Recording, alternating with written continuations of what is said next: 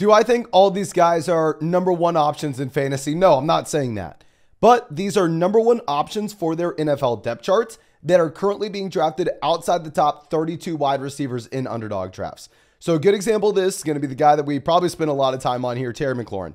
Now, Terry McLaurin being the wide receiver 33 off the board in underdog drafts, obviously is the number one option in Washington. Obviously, he's the number one option for Jaden Daniels.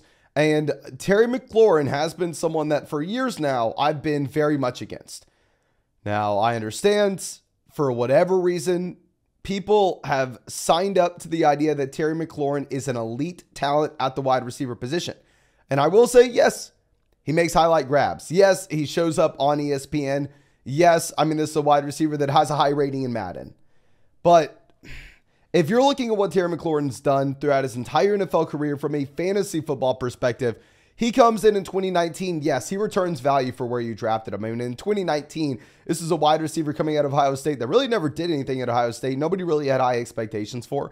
And oh my gosh, he pops off. He's the wide receiver 30 in fantasy from a points per game perspective. I mean, if you drafted him back in a best ball draft way back then hell yeah, you were printing money with that Terry McLaurin selection.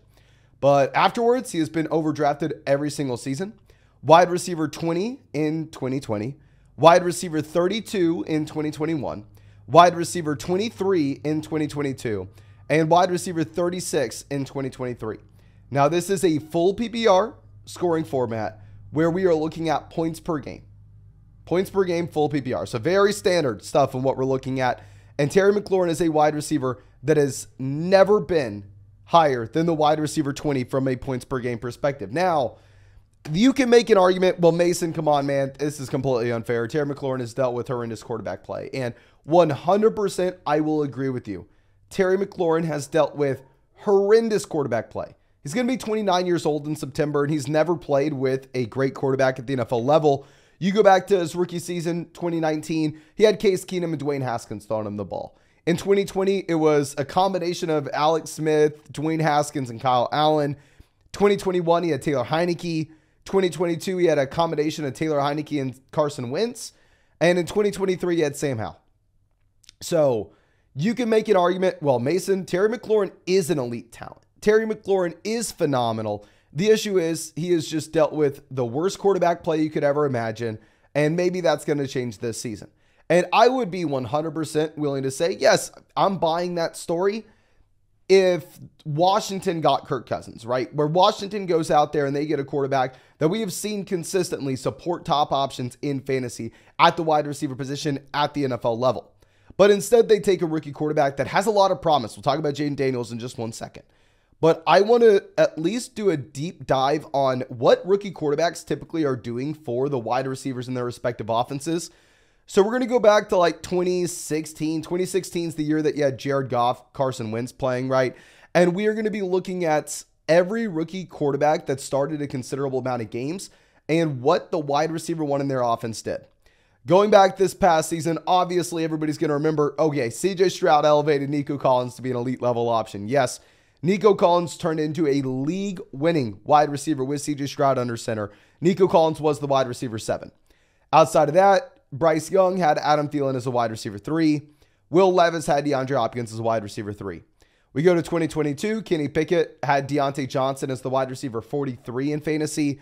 We go to 2021, Trevor Lawrence had Marvin Jones as the wide receiver 44.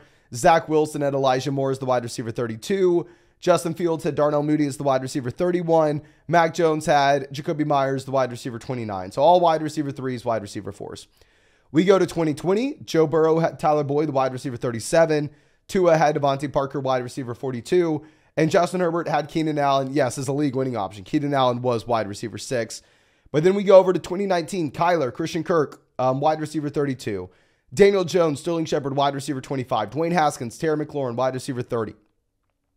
We go to 2018. Baker had Jarvis Landry, wide receiver 27. Sam Darnold had Robbie Anderson, wide receiver 43.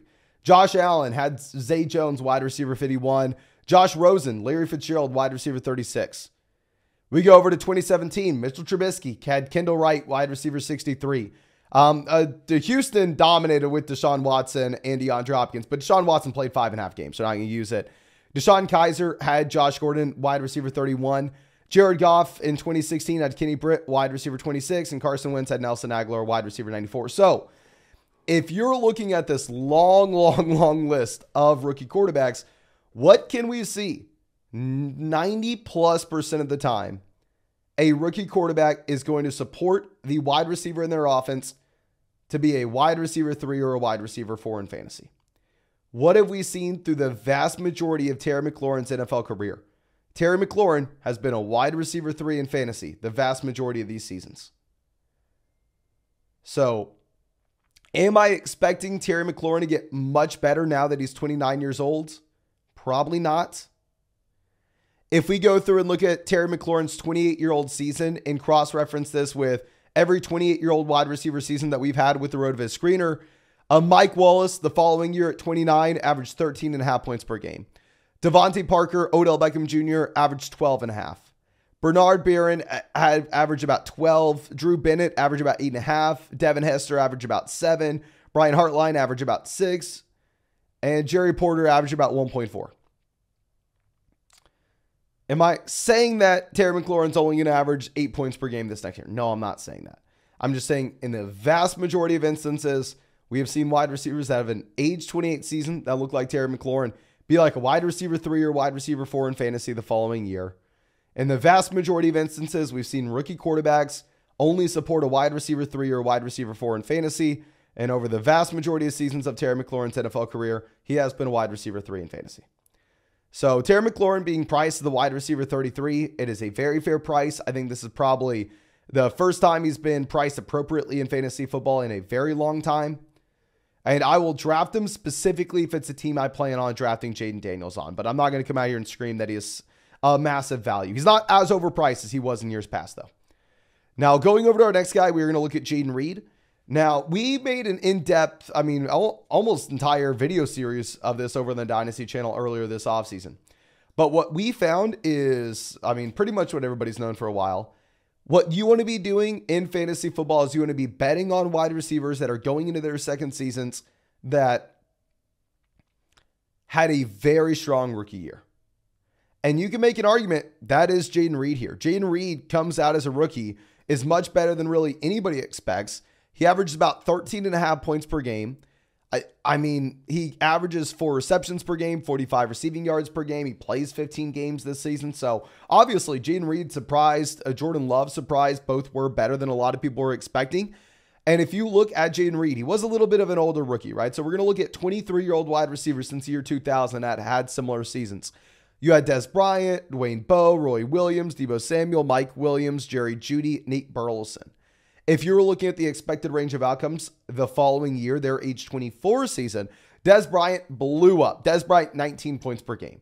Big difference between Des Bryant and Jaden Reed, though, is Des Bryant was an elite level prospect coming out of college. Jaden Reed, not necessarily so. The vast majority of the expected range of outcomes here should be about like 12 points per game.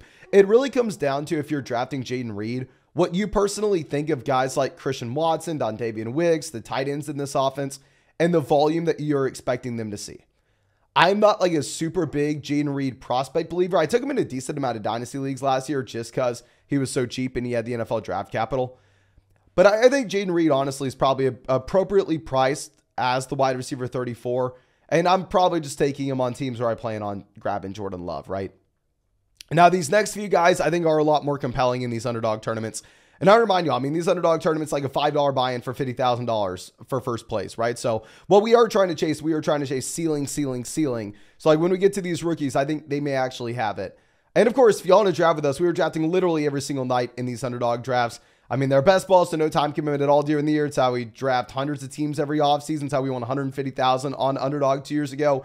And yeah, if you use code FLOCK on Underdog Fantasy, you are going to get a 50% deposit bonus up to $250 on a new account.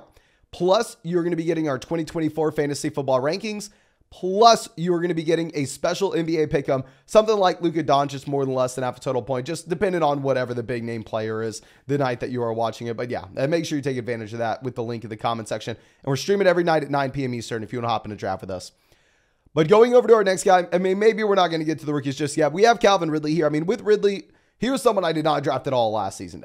This year, it's a little bit of a different price point. He's wide receiver 37 in these underdog drafts. Last year, he averaged about 12 and a half, 13 points per game. If you're looking at age 29-year-old wide receivers to have similar seasons, you had Troy Brown back in 2000. You had Malcolm Floyd. I mean, honestly, you don't have too many names here that I recognize. Maybe Alshon Jeffrey's the one guy that really stands out to me. If you're looking at the expected range of outcomes, it's pretty wide with these guys. I mean, you had Alshon Jeffrey the following year only averaging 3.5 points per game, but you had Troy Brown all the way up at 16 points per game.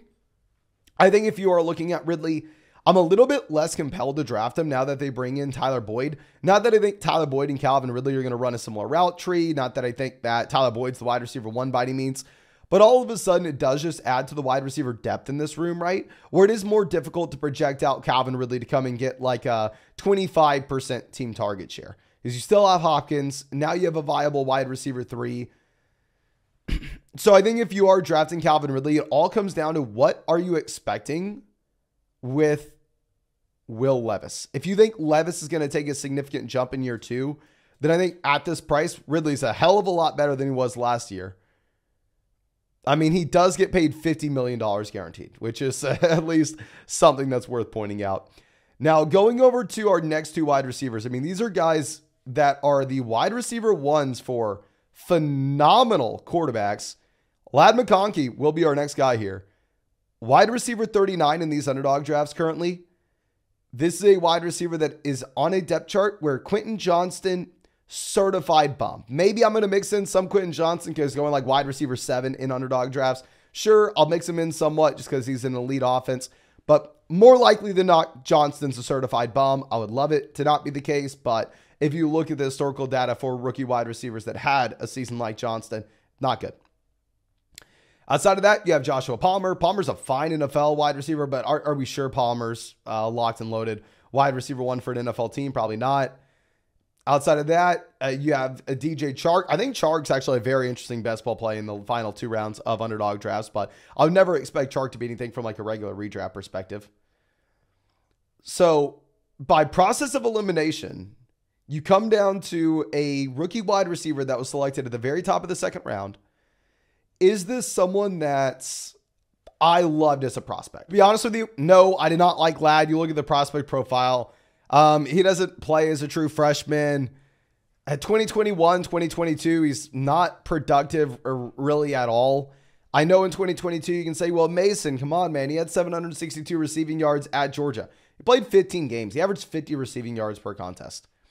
You go to 2023, the one saving grace that you had for Ladd McConkey, no, he wasn't hyper-productive, and typically we need to see wide receivers be hyper-productive. They're going to stay until their senior seasons, or year 4. This was a redshirt junior, true senior, tomato. But what you need to see is you need to see them be hyper-productive. Was Ladd that? No, he was not. He had 470 receiving yards through 9 games played, averaged 53 receiving yards per contest. But he does have an excuse. The excuse is he dealt with an injury in 2023. In 2022 and 2021, he had to play with A.D. Mitchell as well as Brock Bowers. So maybe you can come out and say, well, Mason, come on, man. He had competition. He was hurt this past year. But I want to be on record. The production profile is not good for Ladd. If he found himself in a different situation, I'd be fine not drafting him. Specifically because he is Justin Herbert's the number 1 wide receiver, though, with very limited competition, with no Mike Williams, no Keenan Allen, no Austin Eckler. I'm fine if you want to take him as a wide receiver 4, just because obviously it's an upside shot where the film grinders absolutely love him. And if you believe what the film people are saying, then hell, taking Justin Herbert's wide receiver 1 with upside as your wide receiver 4, I think does make a lot of sense. And similar things here with Keon Coleman. I mean, Keon Coleman is another wide receiver that I did not like the production profile of. I mean, Johnny Wilson was out there matching his production. But the thing is, you go at the very top of round 2.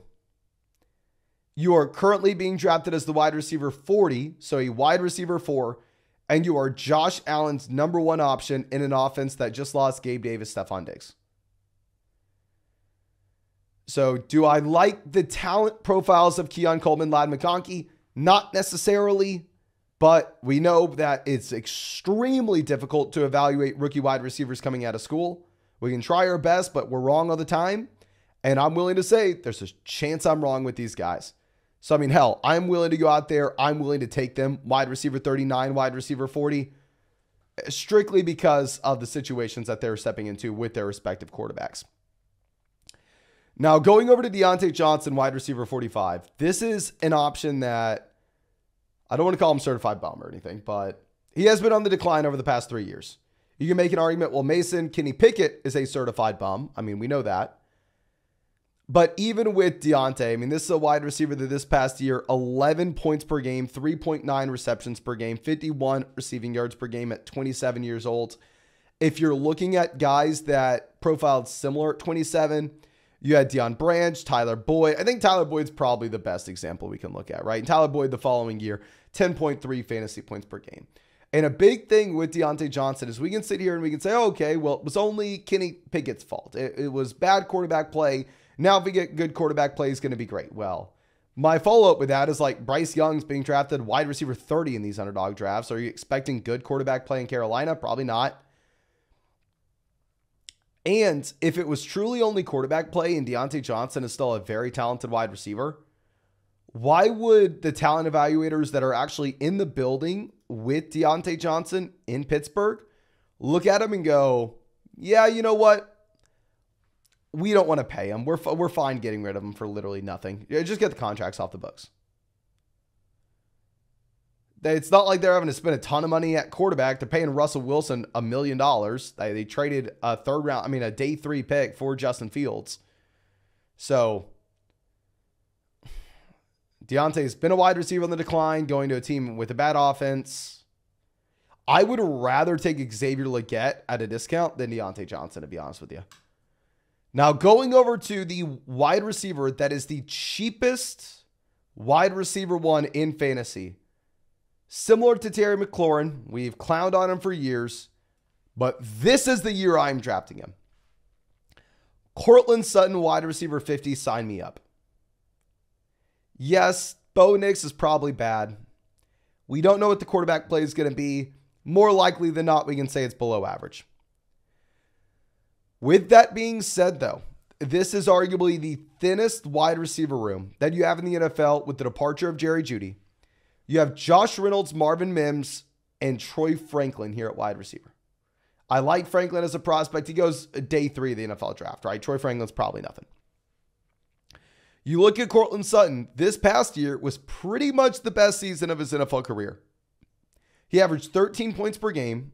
At 29 years old, he's going to be 30. If you look at wide receivers that had similar 29-year-old seasons, you had Marvin Jones Jr. the following year averaged 15 points per game. Keyshawn Johnson the following year averaged 16 points per game. Deion Branch the following year averaged 12. Des Bryant the following year averaged about 11.5. Jarvis Landry the following year averaged about 11. Which, if you were taking that profile wide receiver back in round 3, how some of you sickos were 2 years ago in these underdog drafts, horrendous pick.